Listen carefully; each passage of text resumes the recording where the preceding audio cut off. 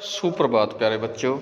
कक्षा +1 का जो पोल साइंस का हमारा आज का टॉपिक रहेगा, लेसन है 3 चुनाव और प्रतिनिधित्व प्रणाली। जो हम रिवाइज कर रहे हैं उससे रिलेटेड हम बातें करेंगे। आशा है आप सबको ये सारी चीज़ें समझ में आ रही होंगी और आप बखूबी इस चीज़ का रिवाइज कर रहे होंगे। सबसे पहला हमारा पॉइंट है चुनाव किसे कहते हैं। लोकतंत्र में निश्चित अवधि के पश्चात चुनाव होने आवश्यक है, यानी एक टाइम पीरियड के बाद चुनाव होने आवश्यक है। जैसे 5 साल का 5 साल का हमारे यहाँ टाइम पीरियड है। कई बार समय से पहले भी चुनाव हो जाते हैं, वो एक अलग कारण। चुनाव में एवं लोकतंत्र क्या है? चुनाव लोकतंत्र की आधारशिला को मजबूत करता है। स्वतंत्र एवं निष्पक्ष चुनाव लोकतंत्र की सफलता के लिए चुनाव का स्वतंत्र एवं निष्पक्ष होना आवश्यक है। यानी चुनाव क्या हो? स्वतंत्र तरीके से हों और निष्पक्ष तरीके से हों, तभी चुनाव या लोकतंत्र सफल माना जाता है। भारत में वयस्क मताधिकार की आयु कितनी है? भारत में 18 वर्ष के प्रत्येक नागरिक को मताधिकार प्राप्त देने का अधिकार है। यानी 18 साल की आयु सीमा का, चाहे किसी भी जाति का हो, किसी भी लिंग से रिलेटेड हो, किसी समुदाय से हो, सबको वोट डालने का अधिकार है। निर्वाचन सहभागिता का मतलब है कि चुनाव की सहभागिता, यानी कौन इसको मैनेज करता है। संविधान निर्माताओं ने स्वतंत्र को निष्पक्ष चुनाव कराने में संविधान में क्या किया है? संविधान में निर्वाचन आयोग का गठन किया है।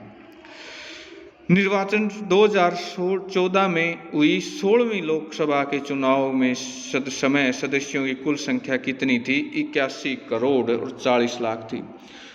ये चीज़ें हमने कर ली थी कि आरक्षण का भी प्रावधान किया गया है। अभी प्रेजेंट में ही 8% आरक्षण ओबीसी को भी दिया गया है।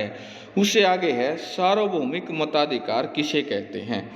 सभी लोकतंत्रिक देशों में वयस्क मताधिकार के सिद्धांत को अपनाया गया है। जब देश में सभी वयस्कों को जाति, धर्म, लिंग, घर, स्थान के आधार पर उत्पन्न भेदभाव के बिना समान रूप से मताधिकार दे दिए जाएं, तो उस व्यवस्था को वयस्क मताधिकार कहा जाता है या सार्वभौमिक वयस्क मताधिकार है कहते हैं। इंग्लैंड, भारत, अमेरिका में यह आयु 18 वर्ष है, जबकि स्विट्जरलैंड में 20 वर्ष है और निश्चित आयु के पश्चात प्रत्येक नागरिक बिना किसी भेदभाव के मत डालने का अधिकारी बन जाता है।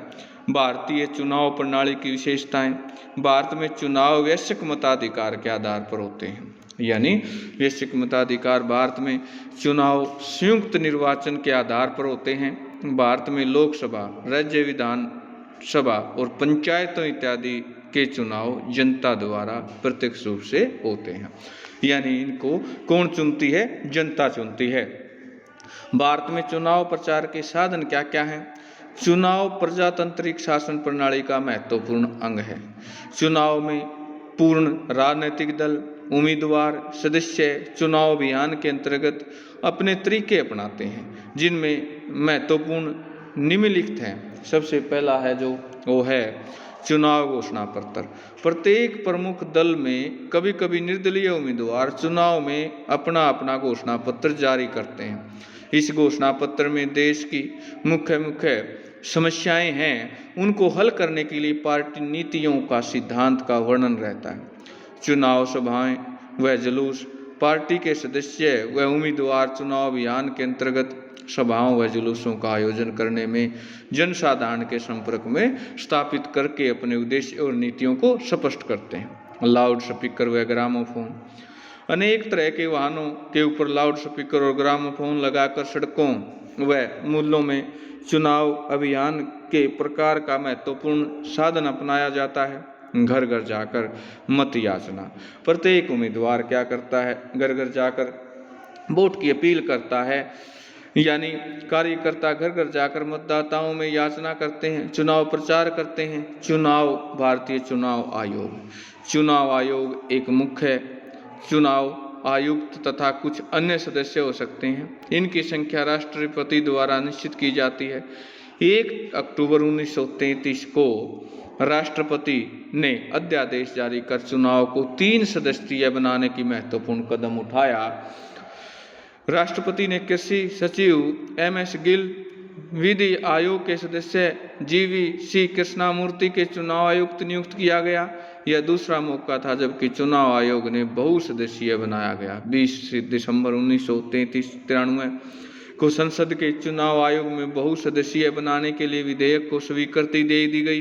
अतः अब चुनाव आयोग में 3 सदस्य, इसके मुख्य चुनाव आयुक्त तथा 2 अन्य सदस्य, मुख्य चुनाव आयुक्त तथा 2 अन्य सदस्यों की नियुक्ति राष्ट्रपति करता है। चुनाव आयोग के कार्य, चुनाव आयोग के मुख्य कार्य निम्नलिखित है। चुनाव आयोग एक महत्वपूर्ण कार्य संसद और विधानमंडलों के चुनाव के लिए मतदाता सूची तैयार करता है। चुनाव आयोग विभिन्न चुनाव क्षेत्रों में चुनाव करवाने के लिए तिथि निश्चित करता है। चुनाव आयोग चुनाव संबंधी मामलों का निरीक्षण और निर्देशक नियंत्रण का अधिकार प्राप्त करता है। चुनाव आयोग का महत्वपूर्ण कार्य चुनाव करवाना है। नेक्स्ट है जो आरक्षण का प्रावधान क्या है। भारत में करोड़ों लोग ऐसे हैं जो सामाजिक, आर्थिक, शैक्षणिक, आदि दृष्टि से अन्य वर्गों की तुलना में पिछड़े हुए हैं। ये लोग अन्य सुदृढ़ वर्गों के द्वारा कुचले तथा शोषित किए जाते हैं। ये लोग किसी जाति, धर्म, रंग के नहीं बल्कि किस पर सामूहिक रूप से समाज में उपेक्षित और पिछड़े हुए व्यक्ति हैं। इनमें अनुसूचित जातियाँ, अनुसूचित जनजातियाँ, पिछड़ी जातियाँ, अनुसूचित कबीलों के लोग शामिल हैं। भारतीय संविधान निर्माता सामाजिक दृष्टि से पिछड़े वर्गों के स्थान पर दृढ़ संकल्प थे, इसलिए उन्होंने अनुसूचित जातियों तथा पिछड़े वर्गों के विकास में अनेक संवैधानिक व्यवस्थाएं की। इस व्यवस्था में आरक्षण कहा जाता है। तो प्यारे बच्चों, ये महत्वपूर्ण शब्दावलियां थी आज के लिए +1 के विद्यार्थियों के लिए पोल साइंस की और 3rd लेसन की बेहद इंपॉर्टेंट चीज़ें हैं। इनको आप अच्छे ढंग से बखूबी तरीके से रिवाइज करेंगे और लर्न करेंगे। परीक्षा की दृष्टि से अत्यंत महत्वपूर्ण है। आज के लिए इतना ही, धन्यवाद।